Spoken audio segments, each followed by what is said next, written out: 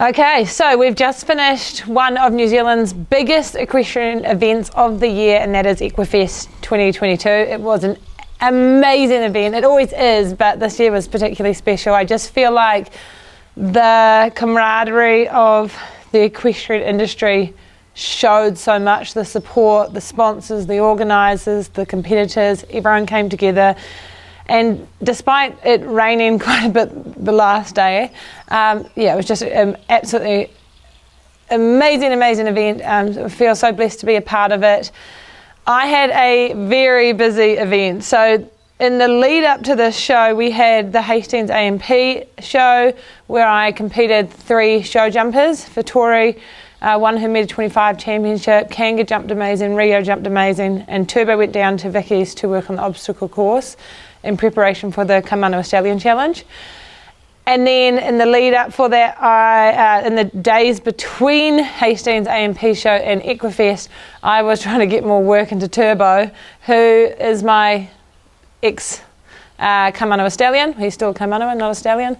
He is just very green and hasn't had much education. He hasn't been a priority, unfortunately. And so in those days, leading up to the event, I was putting more rides into him. I think just before I got to Equifest, I'd had about 12 rides at that stage. So he could turn and he was starting to take the contact and everything. I had a really cute little Liberty session, bridleless session up on the arena. It was the second time I'd ever tried bridleless. Okay, so I'm on Taupo having his 11th ride on the saddle. And I think before I went to America, just when I was riding around bareback, I rode him for like 5 minutes with a rope around the neck. But I decided I want to incorporate it into his freestyle. So one day before the competition starts, I'm doing my second rideless ride. And he's actually pretty good. Sometimes. Good boy. Oh, so good. And then we'll go.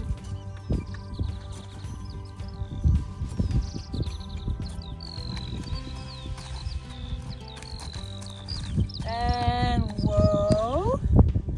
Whoa. And so we got to Equifest on Thursday. Taupo had the handling and conditioning class. He scored 19 out of 20. Thanks very much to Cop Price Feeds. He's looking and feeling amazing. And basically we were just settling the horses into the yards, taking everything across to our trade stands. We had kind of a shared trade stand with Vicky, and we were selling books. Vicky was selling produce. And then I think over the course of the 3 days, I had 6 horses that I was working with or competing. And so Taupo did the Kaimanawa Stallion Challenge. On Friday he had the handling class, and I thought he performed really, really well. I was marked down because I had my hand under his halter, and the judges thought that that was a reflection of his inability to be able to anticipate what I was wanting from him. So, which is true because he was so green. So what they like to see is like quite a slack rope, and you're able to trot in, stop, they anticipate you stopping and they stop beside you. But I had this feeling that because he hasn't had enough education, that he was just going to keep trotting. So I just kept a very gentle touch under his halter so I could just quietly guide him forward and back and left and right.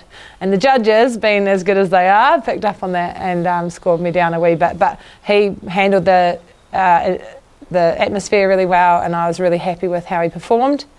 Then on the Saturday he did the freestyle and he was actually really good. He was obviously overwhelmed by all the people around the arena, and any small amount of information he had learned at that stage, a little bit went out the window, but he did some lovely trot to canter transitions. He carried the flag, which I think is a big deal for a green horse. And I jumped on him bareback at the end and had a walk trot canter, and he's showing a lot of promise. I would have loved to have made him a priority. It's not ideal presenting a horse that green, but at the same time I think it was a really amazing opportunity for him to get out there, to be around so many people. He really thrived in that environment and enjoyed the attention. And then on the last day we just had the obstacles, which was by far his weakest.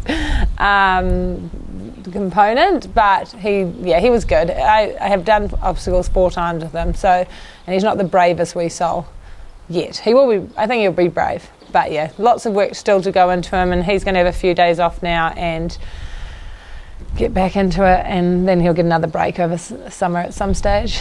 My show jumpers all went amazing. Vittori NZPH, she jumped really, really good. I actually put her in the metre 25 speed on the Friday night show, which was a big deal because there's massive atmosphere. You've got the big screen, you've got, I think, a couple of thousand people in the audience, and the arena was 35 metres by 50 odd is what I remember vaguely, which is very small to be jumping around a course that big around such a tight arena. And she was so good. She was green, and she had 1 rail down, but she finished in 6th place.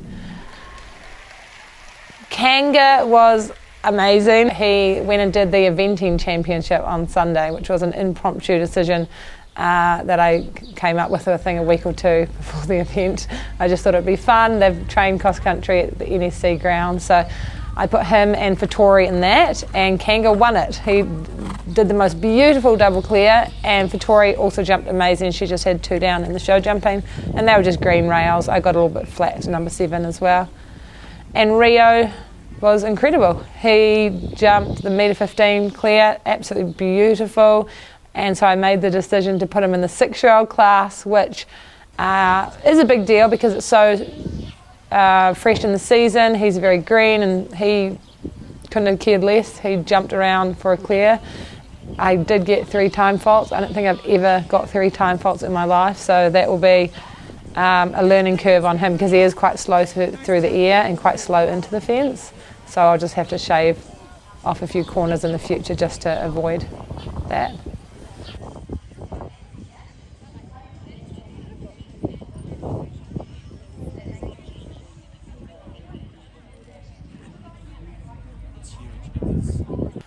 Showtym Viking also did his debut. Well, I guess he did his debut at the Cop Price evening, but he did his 3rd bridleless performance since coming back to New Zealand, and went straight into the Saturday night show, the Festival of Fun. I was emceeing the whole night, and so I managed to sneak out, jump on him, warm him up a little bit. He was very fresh because he's not really in a lot of work. He was in enough work leading up to Equifest to get kind of fit, but he's old and he doesn't want to be in full-time work, so it was just a sort of one-off where he could get back in front of the audience, and he loved it. He was so excited. It was really cool having him there, but he definitely loves being home in the paddock and eating and just enjoying his retirement.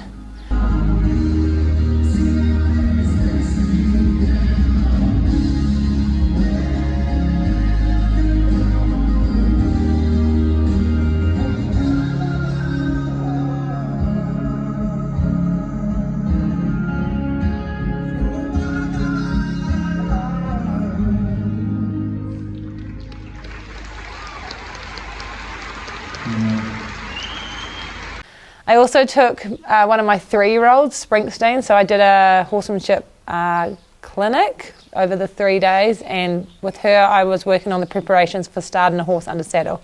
So I was showing people how I begin the lateral movements, the body control, how I introduce different stimuli, how I introduce the saddle, and how I work through fear thresholds. So teaching people about how to read the body language so that you can understand when you've pushed the horse into a survival response, and if you keep pushing through those thresholds, it's where they start to communicate really loud and they start to show not unsafe behaviours basically, or they shut down. And you don't really want to shut down, well, you definitely don't want to shut down horse, because although it can go 2 ways. Either they at some stage come out of the shutdown and end up explosive or dangerous, or they become shut down for the rest of their lives. They never perform like they should, they don't enjoy life. And so that was really cool, and the feedback from that was really amazing.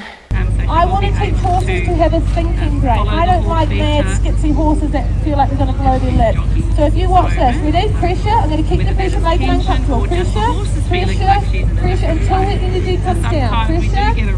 Oh, good girl. So when her energy's up, horse to like hang in there a little bit. I keep it up here. You both find a new place. Keep my pressure here. It's not big pressure. Sarita, can until you feel your he seat drops. bones when they're Oh, walking? good So if girl. he's a little joggy, just maybe So I make it uncomfortable find a for way to her, but it's slow not those me. feet. I think that was all my horses. I took 6. It was crazy though because I was literally running from one thing to the next. I emceed the Friday night and Saturday night show, plus I performed in the Friday night and Saturday night show. And then on the Sunday I also had a trauma talk in the afternoon. I think that was at 2 o'clock. Went to 2:45, went straight back to the truck, started packing up real quick. I had to take 2 truckloads home, and so I took the first truckload home, unloaded, put them away, did a quick turnaround, and then had to get back, had to muck out for about an hour and tidy up everything. And then I knew the fuel in our truck was low, but I thought I'd get home because we have fuel here, so I thought I don't want to stop at a petrol station. It's going to be another 20 minutes. I was so tired. I think it was about 5:30 at this stage. And so we made it 2 minutes before our driveway, and I felt the truck flutter, and I was like, oh no, I was already so exhausted, probably not in the best mood, definitely not in the best mood anyway, because I was so tired. And I managed to pull the truck over real quick just as the engine cut, and I had to get a mechanic out and pay a silly amount of money to get that fixed. Apparently if I'd just run the ignition a little bit longer it would have started, but I was worried I might flood it. I really don't know much about trucks, but so we got back at I think 8:30 at night after a very long day. I was saturated because we were mucking out in the pouring rain, and so it was very good to get home. And then yesterday I was going to do my Monday video. I came out and I filmed it, and I literally just sat here like this, like catatonic, could barely get words in my mouth, and so I actually just went to bed. Which I don't normally take time off because I don't normally need it. I love working, but I do take time off in summer. In January, that's my time off, and sometimes, not very often, sometimes in winter, but yeah, I had the day off. And today, I am feeling 100% good again. I'm good to go. Yeah, but the Equifest event was amazing. It was so world class. The Friday night and Saturday night performances were so cool. The clinics were incredible. The competition was great. The shopping was amazing. I actually had time on Friday afternoon and a little bit on Saturday to go around the shops, which was good. I bought a couple of things. I probably don't need them, but they were, yeah, I think what I bought was, it will be an asset anyway. But yeah, I'm really excited now. We're moving into, the horses have just had 2 days off, and we'll then take them for a farm ride tomorrow, and then we head to Taupo for the Waikato Festival of Show Jumping on Thursday, which is always an amazing show. I've got 3 horses there, and then I was supposed to have, I think, about 3 weeks off, but I entered something, and I'll tell you what later. It's really bold. I think it'll be really fun. So yeah, I'm actually looking forward to having some time off from competing. I love competing, but we're about to do 4 weekends in a row. 1, 2, 3, or maybe 3 weekends. I don't know. I've lost track of everything. But yeah, it'll be good to get back into working on the property and getting the young horses into work and catching up on all the small stuff that kind of gets neglected a little bit when you're competing.